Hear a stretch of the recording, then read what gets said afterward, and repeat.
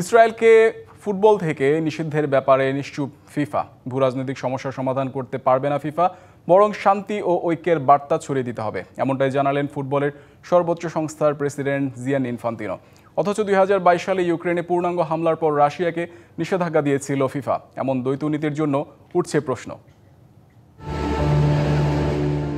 ফিলিস্তিনের গাজায় চরম মানবিক বিপর্যয়। ইসরায়েলের আগ্রাসনে গাজা পরিণত হয়েছে ধ্বংসস্তূপে। সারা বিশ্ব ফুঁসে উঠেছে ইসরায়েল বিরোধী বিক্ষোভে, যার ঢেউ এসে পড়েছে ক্রীড়াঙ্গনেও। দাবি জানানো হয়েছে ফুটবল থেকে ইসরায়েলকে নিষিদ্ধের।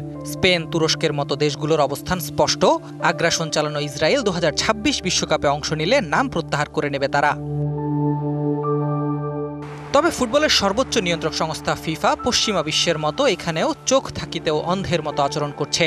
ফিফার প্রেসিডেন্ট জিয়ান্নি ইনফান্তিনোর দায় সারা বক্তব্য প্রমাণ করেছে এমনটাই।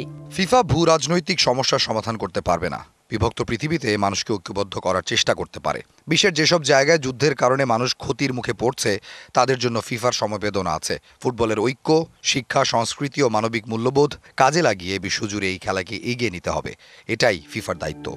এদিকে ফিফার ভাইস প্রেসিডেন্ট ভিক্টর মন্টাগ্লিয়ানি ইসরায়েল নিষিদ্ধের বল ঠেলে দিয়েছেন ইউএফার কোর্টে। তার চুক্তি ইসরায়েল ইউএফার সদস্য।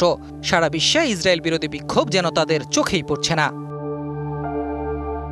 একটু পিছিয়ে যাওয়া যাক। 2022 সালে ইউক্রেনে রাশিয়ার পূর্ণ হামলার পর পুতিনের দেশকে আন্তর্জাতিক প্রতিযোগিতায় নিষিদ্ধ করেছে ফিফা ও ইউএফা।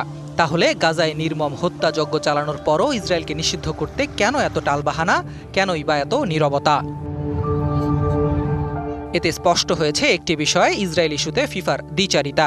এমনকি জুরিখে অনুষ্ঠিত ফিফা কাউন্সিলের বৈঠকে ঠাঁই পায়নি ইসরায়েল ইস্যু। ইসরায়েল বিরোধী বিক্ষোভে উত্তাল বিশ্ব, কিন্তু ফিফা এখনও নীরব। সারা বিশ্বে জোরালো হচ্ছে ইসরায়েলকে আন্তর্জাতিকভাবে নিষিদ্ধের দাবি। তবে ফিফা ইউএফার মতো সংস্থাদের নীরবতা হতাশা ও ক্ষোভের জন্ম দিয়েছে ক্রীড়াঙ্গনে। Ahmed Nahid, DBC news desk.